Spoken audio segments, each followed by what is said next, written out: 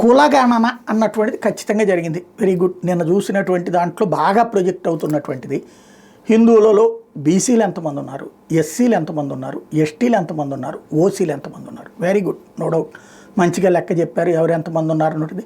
దాంతో ఇప్పుడు హిందువులలో అది ఎక్కువైంది ఇది తక్కువైంది అనేటటువంటిది వీళ్ళల్లో వీళ్ళే హిందువులు ఒకళ్ళకొకళ్ళు పోరాడుకునేటటువంటి పరిస్థితి వచ్చింది. వాళ్ళు ఎక్కువ ఉన్నారు వీళ్ళు ఎక్కువ ఉన్నారని. అదే సందర్భంలో ముస్లింలలో ఉన్నటువంటి బీసీలు అంటూ ఓ 10% మంది. ముస్లింలలో బీసీ ఏంటి అంటే హిందువులు కన్వర్ట్ అయిన వాళ్ళు ఈ విషయం అసలు చర్చిస్తున్నారా? ముస్లింలలో 10% ఏంటి అంటే పీర్ సాహిబ్బు, అత్తర్ సాహిబ్బు, ఇట్లాంటి వాళ్ళందరూ కూడా అంటే వాళ్ళు హిందువులని అట్లా మత మార్పిడి చేసిన వాళ్ళు 10% ఉన్నారు. ఒరిజినల్ ముస్లింలు 10% ఉంటే మత మార్పిడి అయినటువంటి వాళ్ళు 10% మంది ఉన్నారు.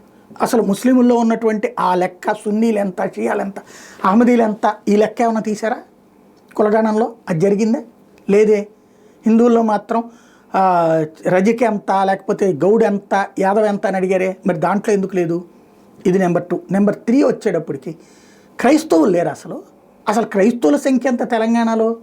వాళ్ళలో ప్రొటెస్టెంట్లు ఎంతమంది, లేకపోతే క్యాథలిక్లు ఎంతమంది, ఇంకా ఉన్నాయి కదా అందులో వర్గాలు, వాళ్ళు ఎంతమంది ఉన్నారు?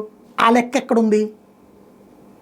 అది అక్కడ స్పెషల్. మనకి హిందువులని చీల్చి తీసుకురావడానికి మాత్రం కులాల పరమైనటువంటిది నడుస్తుంది.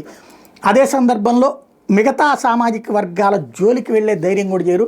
అదే ఇండియాలో ఉన్నటువంటి స్పెషల్ డెమోక్రసీ.